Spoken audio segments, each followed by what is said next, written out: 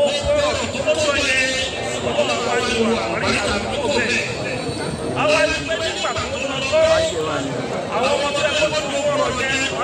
para wọn jà ọ̀rọ̀ yóò wá ní àgbàdo àwọn ọmọ yẹn lọ́wọ́ tí ó ti wọ́n wọlé ó ṣe pàtàkì pé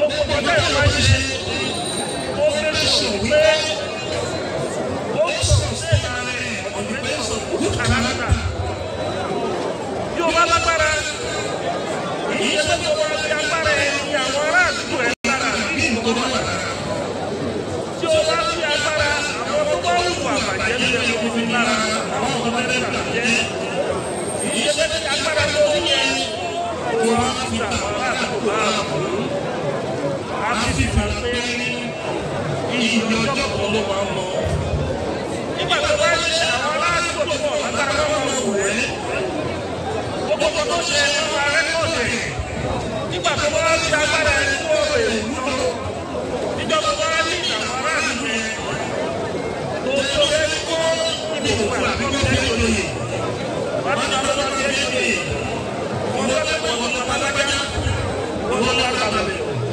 wọ́n lọ́ lọ́wọ́ lágbájá wọ́n lọ́ wájá lágbájá jẹ́ wọ́n wá ti gbé ọmọ Yorùbá àkókò wáyé ó dẹ̀ ní program ní Brazil lórí òbí ayé wa ká lóko wọn kò sí àpapọ̀ pẹ̀lú ìdí àgbẹ̀ ọ̀gá wọlé Yorùbá. Sọ ìwé ní ìdáwà ó bẹ̀rẹ̀ ẹ̀yà kú ẹ̀fàṣẹ̀dọ̀ ẹ̀gbẹ́. Ìwọ ẹ̀yẹ kú ẹ̀fàṣẹ̀dọ̀ OPC nìkan ẹ̀yẹ kú ẹ̀fàṣẹ̀dọ̀ ọmọ ààrẹ ní gbogbo ibi tẹ̀tẹ̀ wà. Lóògùn ọbẹ̀. Ọ́fíìsì àgbẹ̀ lọ́wọ́ ààrẹ ní ilẹ̀ Yorùbá tó ti gbó OPC lọ. Torí gbogbo lè ní òwá ní ìyàrá o. Wọ́n lé ní bá lọ́mọ wa lọ́lọ́gún. Ìjà ti di àwọ̀. Ẹsẹ̀ ti di àwọ̀ lé. Ọmọ wa lọ́lọ́gún bá kọ̀ fún ọ̀tá rẹ̀ ìjà ti di àwọ̀ lọ. Ọmọ wa lọ́lọ́gún bá lè dìde. Wọ́n lè lè gbé o. Ṣùgbọ́n ọmọ wa lọ́lọ́gún kọ̀ fún ọ̀tá rẹ̀. Ó tún lórí ẹ̀kọ́ ẹ̀. Ẹni bá lọ́mọ wa lọ́lọ́gún. Olówó ẹ̀yẹ jẹ́ pé ìjà ti di àwọ̀. Ẹsẹ̀ ti di àwọ̀ lé. Wọ́n bẹ̀ ní pé gbogbo ìgbà bá wà ẹ̀dì ṣe dáadáa ẹ̀dì ṣòtọ́ ẹ̀dì ṣòro ẹ̀jẹ̀ bá bá ti rí wọn á ọmọ àrẹ lé wọ́n bá ti rí wọn á ọmọ àrẹ ló wà dáadáa yìí. Kò yẹ kó rí níbi kan wọ́n ní sáwọn ọmọ àrẹ ló ń pa èyí jẹ́ yìí. Ó bẹ̀rẹ̀ nítorí Ọlọ́run nítorí pé ìgbà ẹ̀fọ́ yìí ti lọ. Ó ní ibi tí Ọlọ́run gbé wa lọ. Gbogbo bàbá rẹ̀ ṣe ìrìn àjò lọ. Ó bá máa ní ọ̀la á sì ìtàn. Tó gbogbo bàbá rẹ̀ ṣe ẹ̀kọ́ bàbá yín. Ẹ̀yọ́ ọmọ rere. Ẹ bá dẹ̀ fẹ́ ẹ̀yọ́ wà rẹ̀ ẹ̀yọ́ ọmọ rere. Nítorí pé ibi àlẹ́ ń gbé èyí wà kúmẹ̀ o. Ọbẹ̀ yìí ọbẹ̀ yìí pé ẹ bá sáyé ní OPC. Bẹ́lẹ̀ pamọ́. Orí ara ti di ọ̀pọ̀lọpọ̀ àwọn olórí wa. Ó ti di àwọn ẹgbẹ́ wa. Kéde olùwà wọ́n. Olùwà OPC evangelism ṣe mọ́. Àmọ́ kọ́ni kan ìrẹ̀lẹ̀ bí èrè.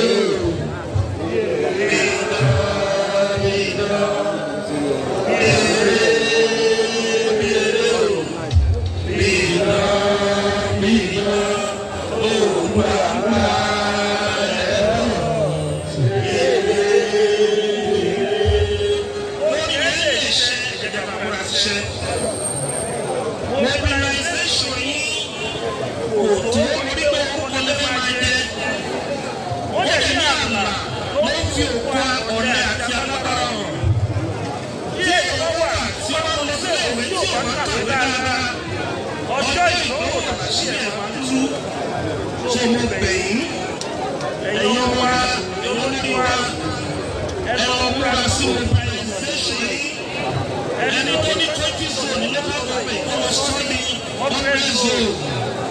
Ó ní àwọn oríṣiríṣi ìdáná máa ń kọ abáwọ̀kọ̀ ilé abáwọ̀kọ̀ nígbà pé mílíọ̀nù. It's not my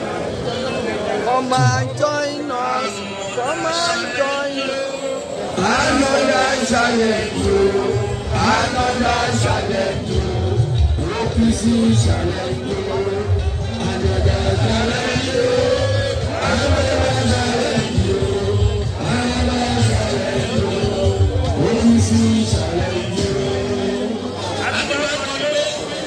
Come and join us, come and join us. Religion is not barrier.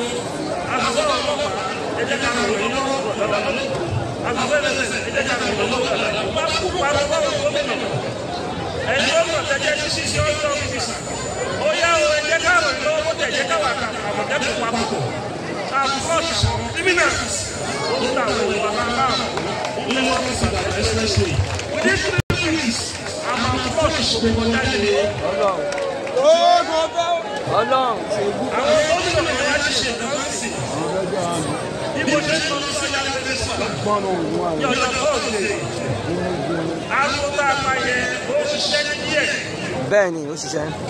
Wọ́n rí àwọn àmọ̀tẹ́kùn kan kò sí left and right. Wọ́n rò ó mọ́tò tó gbé ìjọba yìí. Wọ́n mọ̀ ọ́ bẹ́ẹ̀ wọ́n ṣe. Báàlá fẹ́ẹ́ kí sàwọn tí wọ́n bí kò bí nìyẹn. Sọ́kọ̀ mọ̀ ọ́ bẹ́ẹ̀ wọ́n ṣe. Nígbà táwọn gèrè. Ìdílé Ìbàdàn. Àwọn àmọ̀tẹ́kùn bẹ́ẹ̀ kò sí ọ̀pá ní left and right. Only 60.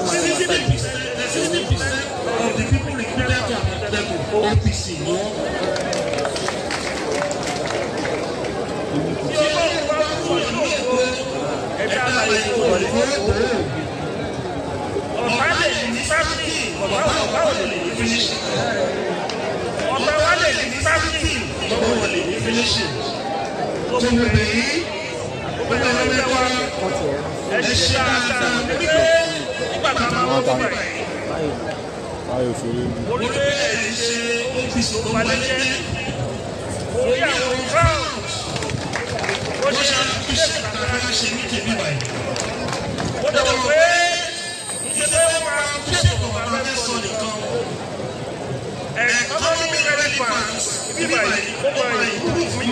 ṣe nígbà yẹn lọ́jọ́ tèmi. Torí àwọn báwo wà nígbà yìí sè the thousands ẹni tó bẹ́ẹ̀ fún mi ẹni tó bẹ́ẹ̀ ra minerals ẹni tó bẹ́ẹ̀ jẹun ẹni tó bẹ́ẹ̀ ra nǹkan àti lọ káàkiri gbogbo àwọn ṣọ́ọ̀bù àti lọ ra nǹkan nígbà yìí dẹ̀ tó ló pẹ́. Nígbà àwọn tó transport tó ń gbẹ̀yàn ọ̀kadà kẹ̀kẹ́ máa wá àti mọ́tò láti wọ ẹyẹ tó ti bẹ́ẹ̀ lórí méjì bá ṣe. Tó kì í ṣe pé aláṣọ OPC nìkan nígbà yìí there's no increment to the commerce of the local government and communities. Tó mo bẹ̀rẹ̀ yìí ẹ̀yà máa bá ṣe àṣẹ tí ó yá nínú fẹ́sùn àwọn mẹ́ta bá máa ṣe. Ìdúró sí ìbẹ̀rù sí. Àmà ní Ajagunmalẹ̀ festival ní Lẹ́kì. Àmà ṣe ẹlẹ́bàrà festival ní Ṣàṣà. Adẹ̀máṣe Ògún festival ní Ìkòròdú. Adẹ̀máṣe Christmas carol ní Ìkẹjà. Nígbà bàbá tó wí ọdún ìwé. Lẹ́yìn bàbá tó wà ní ọ́fíìsì àdúgbò fún lẹ́yìn. Bàbá ní àwọn olórí tó wí. Group of hooligans gbajúgbalẹ̀ tó ti wọ́n tó wọ́n ti wá ìyẹn tó gbẹ́ mẹ́ràtì àìmọye èèyàn tó ti di olówó tó ti di mọ́tì mílíọ̀nù àwọn ọ́fíìsì àìmọye èèyàn tó owó ọ́fíìsì ló fi wọlé lórí rẹ̀fújí àìmọye èèyàn tó owó ọ́fíìsì ló fi wọ different country ní àgbáyé ìwọ́n tó ti bá ìgbàlódé local champion ní aládùúgbò wọ́n lọ́wọ́ OPC ẹgbẹ́ tí ò kú ẹgbẹ́ tó ń control millions of people tí wọ́n dẹ̀ gbọ́ lọ́wọ́ ìjọba wọ́n dẹ̀ dìbẹ́ lọ́wọ́ olóṣèlú lẹ́yìn àgbàríkà wọn jẹ́. Tó mo bẹ̀ yí ẹ̀jẹ̀ àjàrà mọ́ṣẹ́ ọ̀rọ̀ tó rí ẹ má jẹ́ kó wọnú ẹgbẹ́ yìí. Sọ́dọ̀ òní pé ká bá gbára jù. Nígbà tí àwọn ọ̀bàyẹ́dẹ́ bá bá yín ọ̀bà yín lákọ̀ ni o. Ọ̀bà yín lákọ̀ gẹ́gẹ́ bí ara group tí o bá dìbẹ́ lórí tó dàbí ìbádé o. Orí ọjọ́ ò bá gidi. Onígbà tí OPC ọlọ́lẹ̀ lọ́wọ́ tá a wà yín pẹ̀lú ọgbọ́n tó ṣẹlẹ̀ ní Nàìjíríà lórí ọ̀rọ̀ insecurity. The system of OPC is a psychological advantage to security of Yoruba land.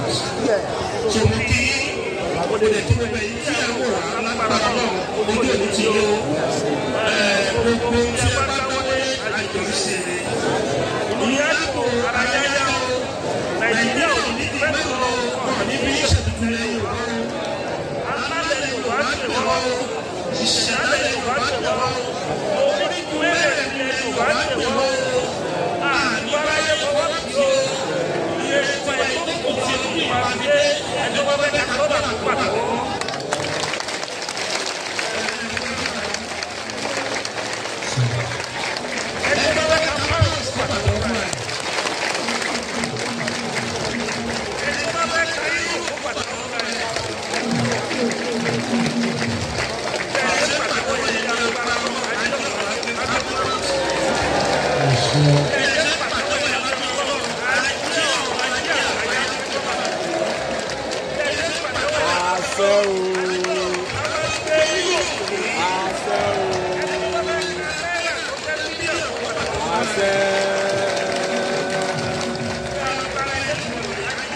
It's a clap. It's a clap. People are clapping for